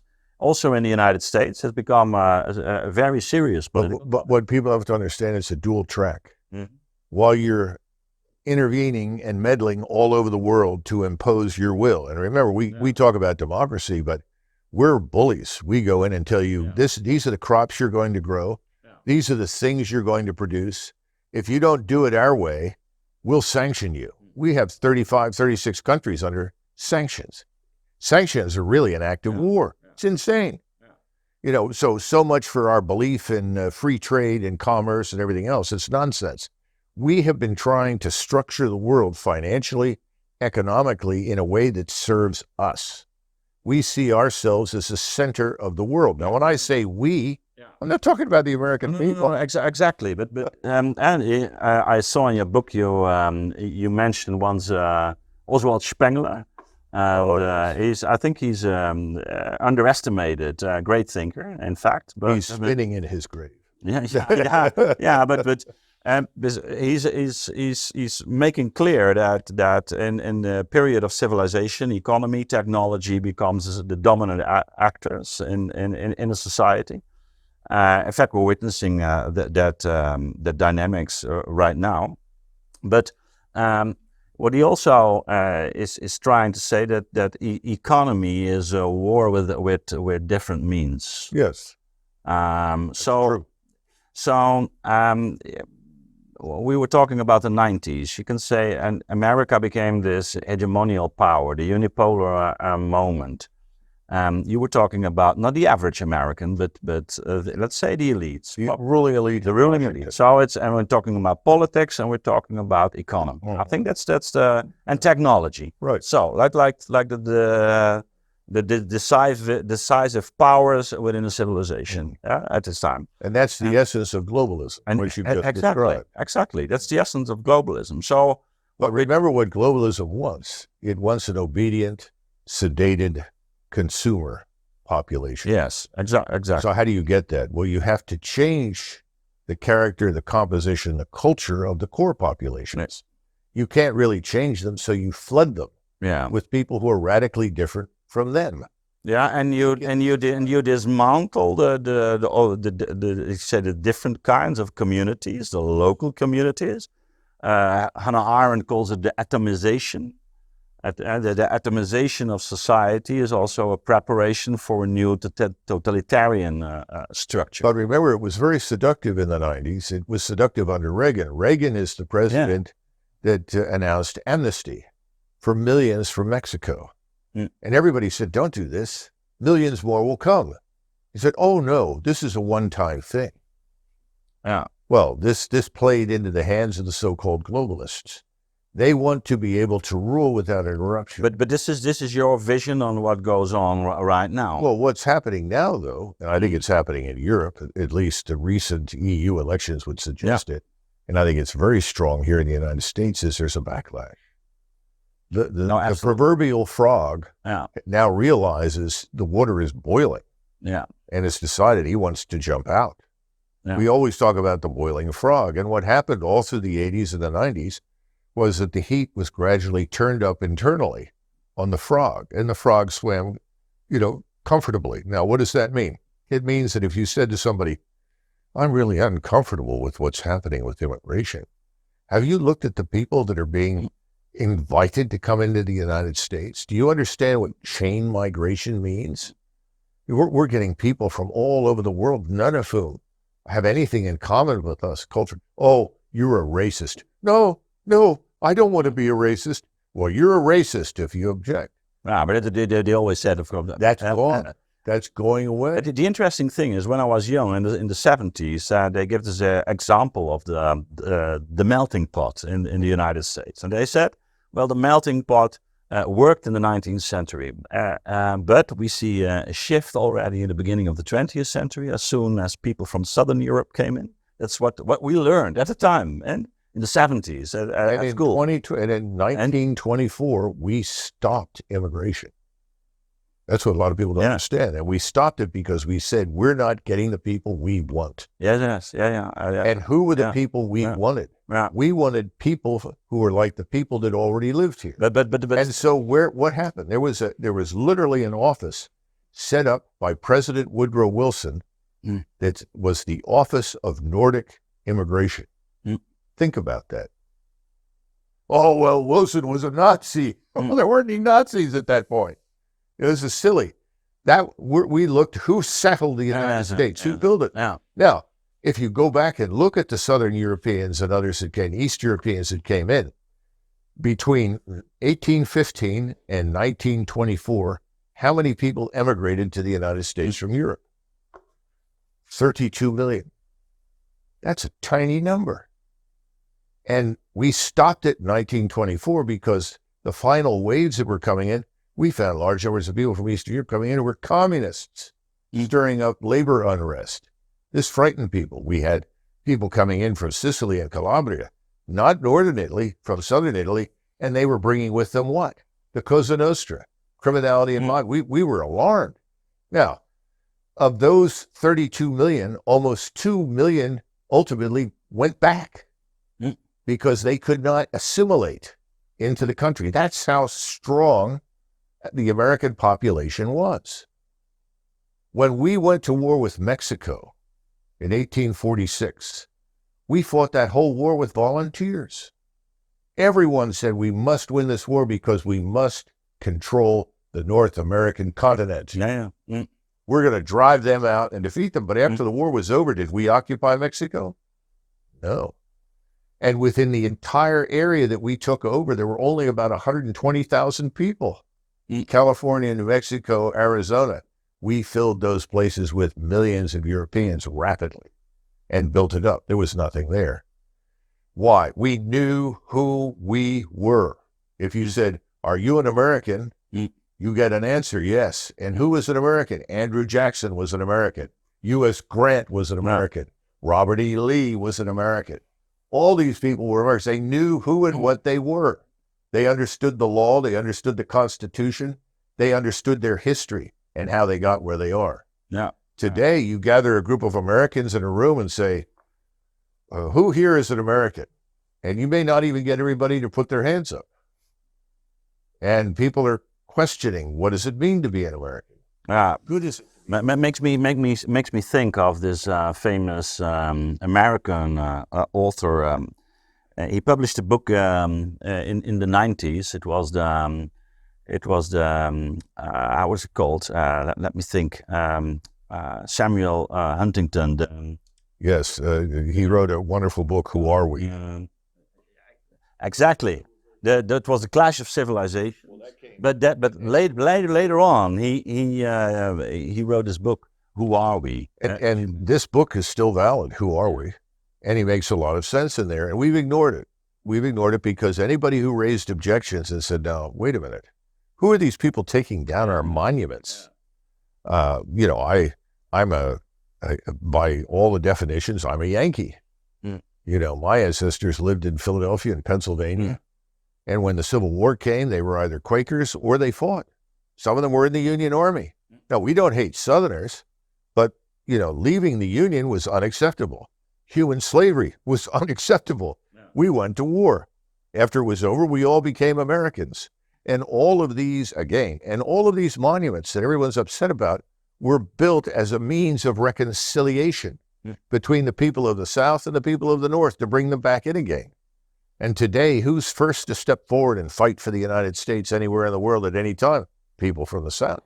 So then let's get back to America. We talked about the 90s, this idea of globalization, like a kind of ideology that determined, I think, the next decades of the Western world. And what is this ideology about? And this ideology, it's about nationalization. Yeah, exactly. We can't have any more Dutch people. Yeah. We don't want any more core Americans. We don't want any more Germans, any more Italians. What? What's wrong with it? Yeah, and now has it been that bad? There's another interesting publication in the 90s. It was by the Spanish sociologist Castells. Maybe you know him. He wrote this. It's a very, very, I think, profound analysis of what the rise of network society would imply, because this very functional, financial, you can say, way to look at reality had a backlash. And in his first book is The Rise of the Network Society. The second part of his trilogy is the power of identity. So he thinks, well, the identity becomes more and more important exactly in this period of globalization. I think he's absolutely right on that. So that's what we're witnessing right now in the United States, in Europe, and nationalism is one of the you can say phenomena that has something to do, and also the fierce manifestation of nationalism, also you can say the barbaric manifestation of nationalism is related to this process of globalization in which functional financial networks has become predominant in the way reality is organized. And that's when people fall back on the things that they know, the things that have not failed them, the things that they believe in. I watched this in Bosnia. What was it? Well, in the case of the Bosniaks, suddenly they became very Muslim. Most Bosniaks who were originally Muslims under the Turks. By the time Yugoslavia had begun to fall apart, the average Bosniak had no interest in going to the mosque. What about the Croats, who were Roman Catholics? What about the Serbs under communism? Not so much, but now suddenly in the midst of the Civil War, religion and culture were inextricably intertwined, and they became fiercely powerful instruments. There's a famous professor of political science, Ernst, and I'm trying to remember his name, anglicized as Ernest, and I can't remember his last name, terrible. But he wrote books on nationalism. He understood much of it very well, and he used to call nationalism, if it's healthy, the dog doesn't bark. Yeah. But nationalism, when it's unhealthy, is the dog that barks. The dog is barking all over Europe. It's barking here in the United States. Exactly. And it's barked in Russia.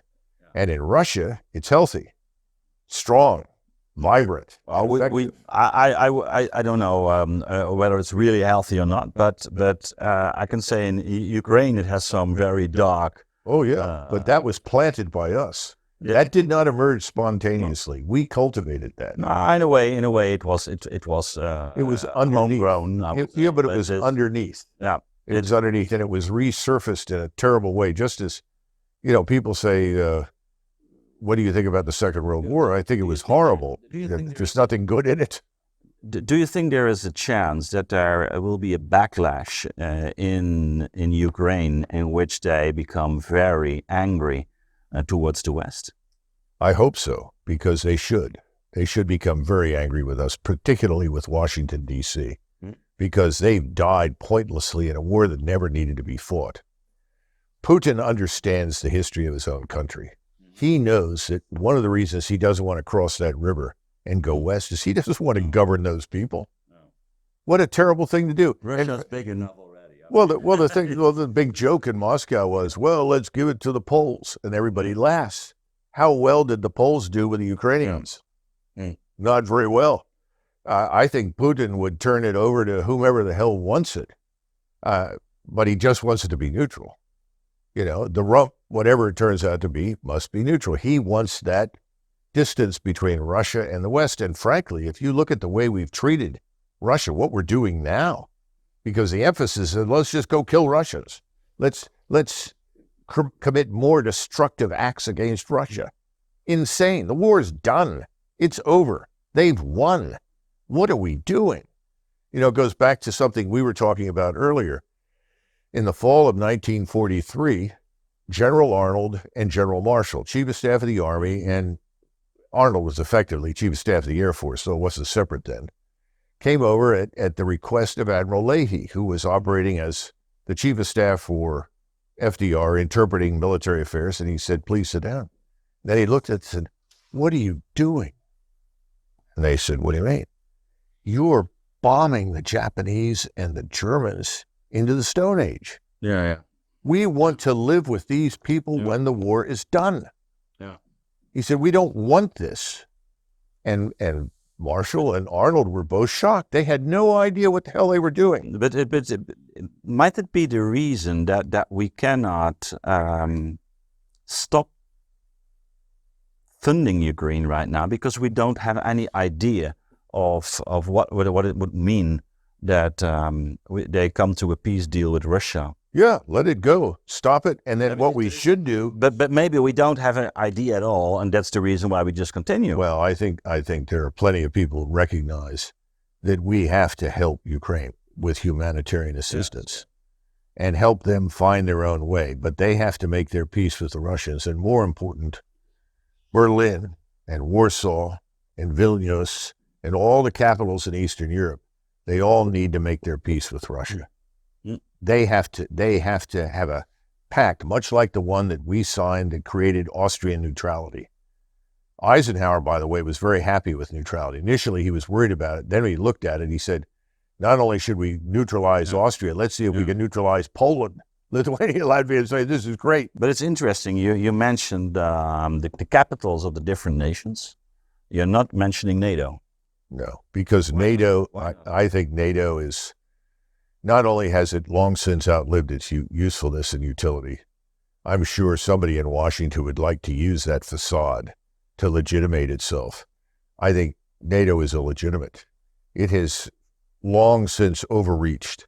It has become a cause of war, not the preventive measure that it was supposed to be. Is it like in the times of Athens that in fact they needed the enemy Sparta, that NATO needed the enemy Russia to legitimize itself? Oh, I think that was the attitude. And remember, given what these ruling elites... But then you also can understand that that it wasn't allowed to, or it wasn't for the West. It wasn't for the powers that were at the time.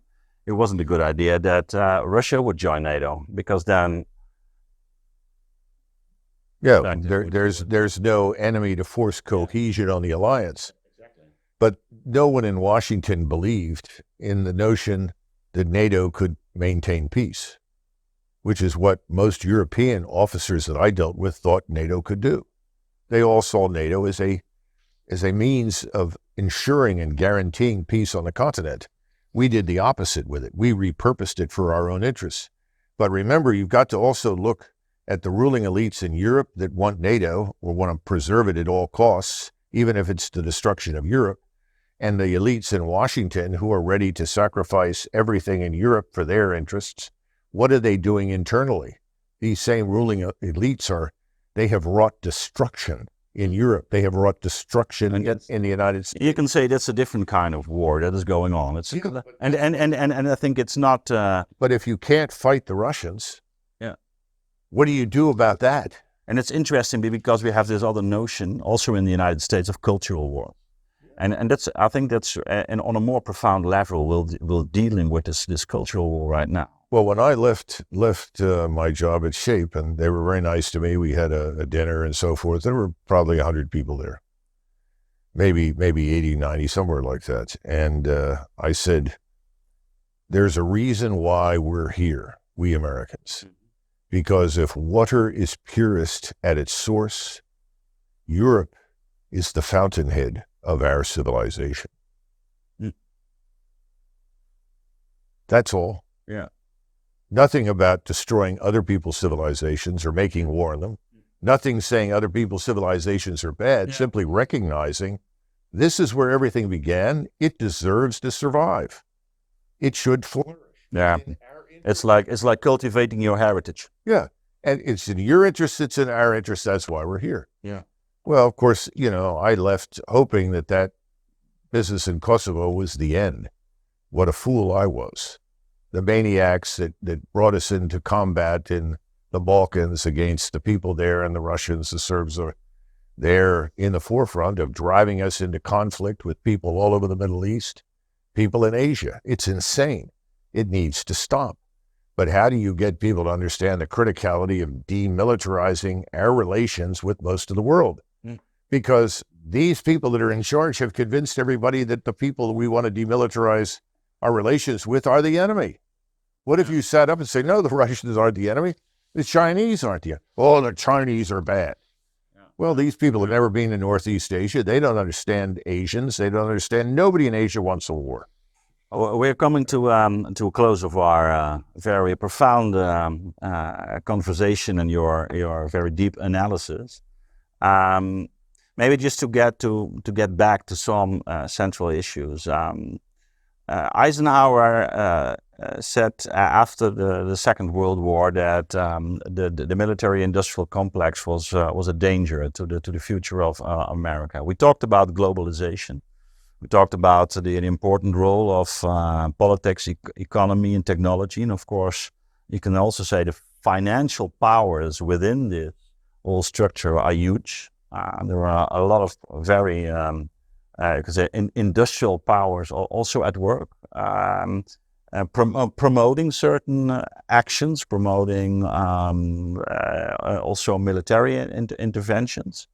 You talk about Washington D.C., in which the lobbyists are active. The networks that rule the country, rule the world in a certain sense, but also the powers now that some within the different populations in America and in Europe that are formulating their discontent with what goes on, and we call it the rise of populism. But I think that's only a way to discredit, disqualify what goes on. But now you started your own movement or organization, Our Country, Our Choice. Well, I didn't start it. You didn't start it, but they brought me in. They brought you in, and the people that began this and created it, some of whom are not native-born Americans but very fierce Americans, were concerned about all the issues that we've discussed, and they wanted something that they thought could, as an alternative to the status quo, in the sense that these are people that looked at the Republicans and Democrats and said, "This is a show. This is no longer real. This is a uniparty. It's just a jockeying for position to decide how to redistribute wealth." Yeah, but the interesting thing, when I look at it from the outside, then it seems that there's such a real antagonism between the two, and people really hating each other, and the Trumpists and the MAGA Americans against the others, and now you say, well, this is in fact not the real issue. No, that's a show. Yeah, you have to understand that if you look carefully at, for instance, the last piece of legislation that finally passed through the House and the Senate, sending 60+ billion to Ukraine, 8, 9, 10, 14, 15 billion to Israel, which of course is the tip of a very big iceberg, and money to Taiwan, of all places. Where's the money for the defense of the border? Where are the forces, the troops that we can commit to defend our borders? Okay, but you can hear a lot of Republicans saying that. Yeah, there's nothing there. And when you say a lot of Republicans, they talk a great game, but of the group that we call Republicans, there are only perhaps 18 to 20. The governor of Texas was... What's he done? Yeah. He has enormous authority. Yeah. Our state constitutions, and particularly Texas, he could have long ago committed the National Guard there and said, you're going to stop everybody coming in. And if the federal government wants to come down here and shoot at us, I invite them to try. That's true in every state. What was the opposition? None. No one stood up and said no. Look at the poor people in the Border Patrol. They're committing suicide, several of them, because they can't do their jobs. They're watching everything they worked for being destroyed.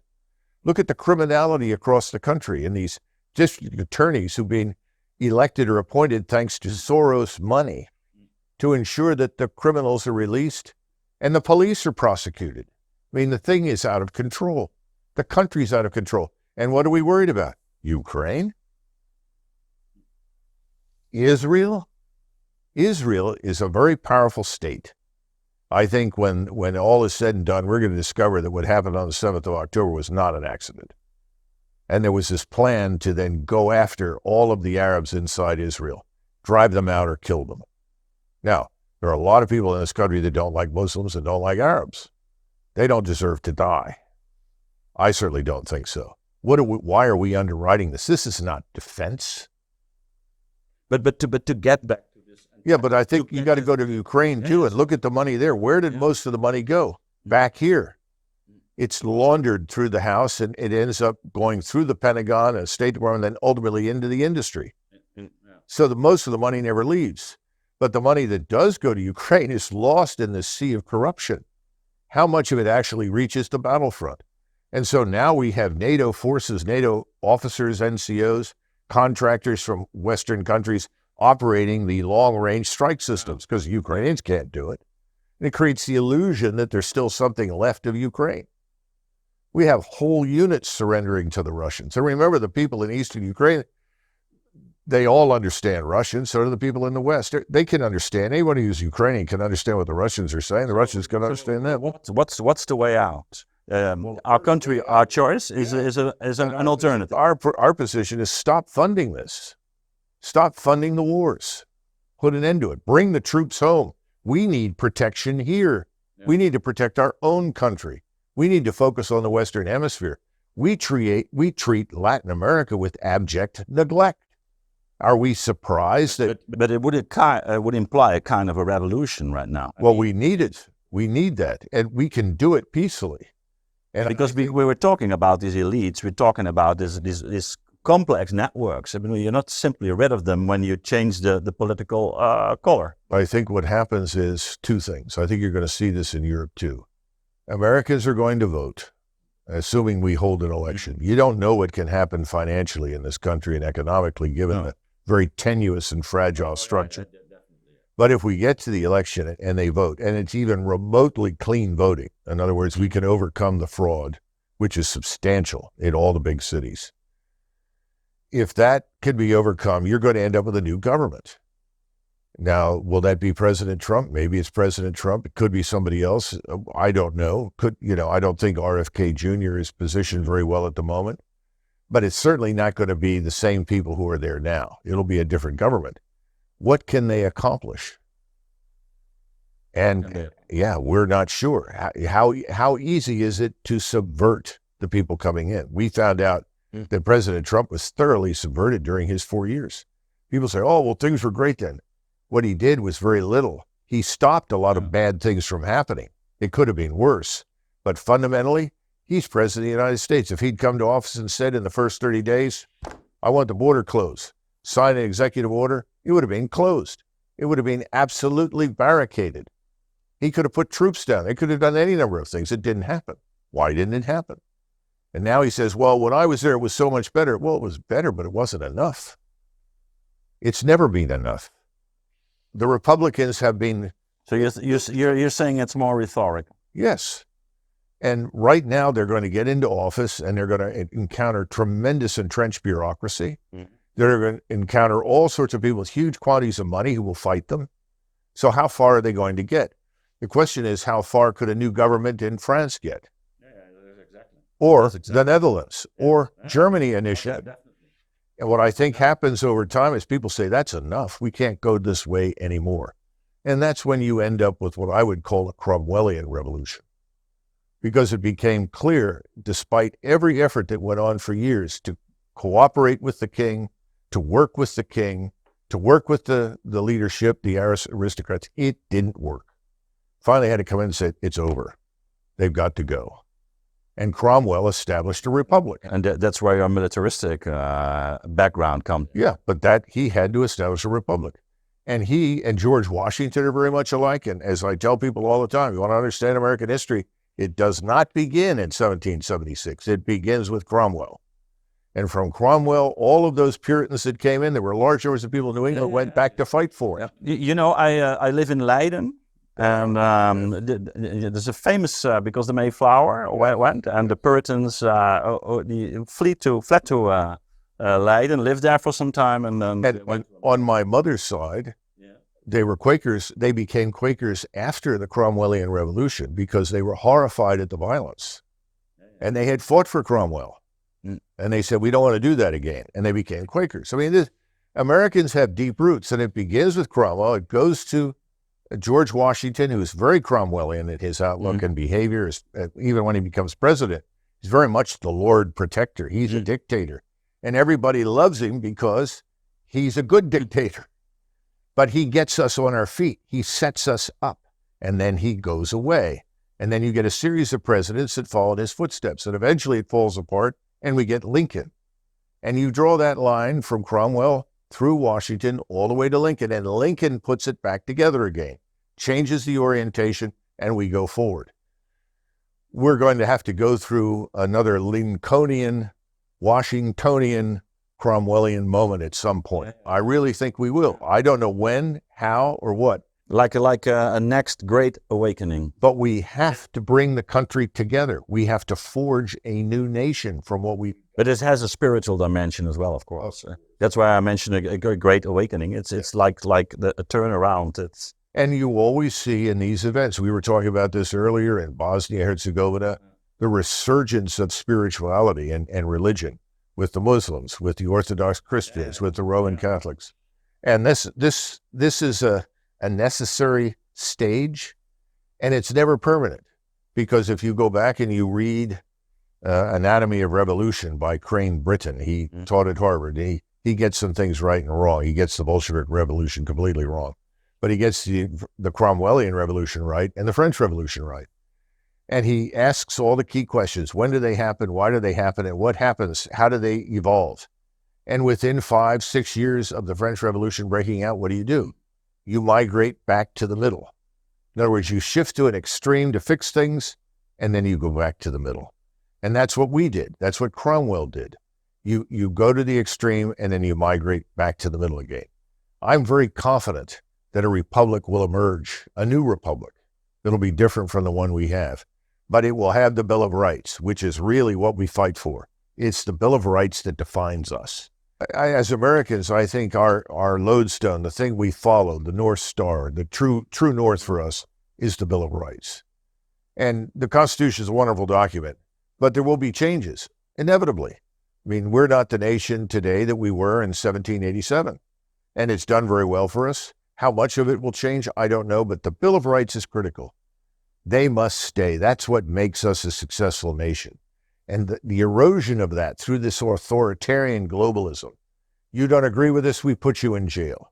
You don't support our version of climate change, you lose your job. You refuse to, subscribe to our view of the world. You oppose what's being done to agriculture in your country. You don't like what's happening. You go to jail. The police will come and arrest you. It's terrible in England. I mean, it's absolutely ridiculous. People are being put in jail simply for expressing their views. Free speech is the antidote to tyranny. It's vital. It's an uncompromising position. Just because it offends someone is not justification for suppressing it. Yeah. And then we have the Second Amendment, which is part of the Bill of Rights, the right to bear arms, which, of course, the globalists hate. But without that amendment, all the others fall apart. It's the fact that we are all armed that ensures the Bill of Rights will survive. Yeah, there's a difference in Europe, of course. I would like to thank you very much for this conversation, Doug. It was really illuminating. And it made me think, especially the last part of it, of this famous quote from the Greek philosopher Heraclit, who lived in the 6th and the 6th century before Christ. And it's one of his, I think, the most famous quotes, in which he says, Polemos pater panton estin, the war is the father of all things, king of all things. He renders some gods, some men. He makes some free, some a slave. And in the last part, we were talking, in fact, about this cultural war that is raging, and it's the more profound level, I think, of the things we're witnessing on television, and this war that is raging in the West, in which we have to look at ourselves and reinvent ourselves or refine ourselves in a way. And I think your reflections are part of this bigger cultural movement we're in. So thank you very much for welcoming me here in this studio and for this inspiring conversation. Well, thank you for coming so far to talk to me. I appreciate it. Okay, thank you. All the best.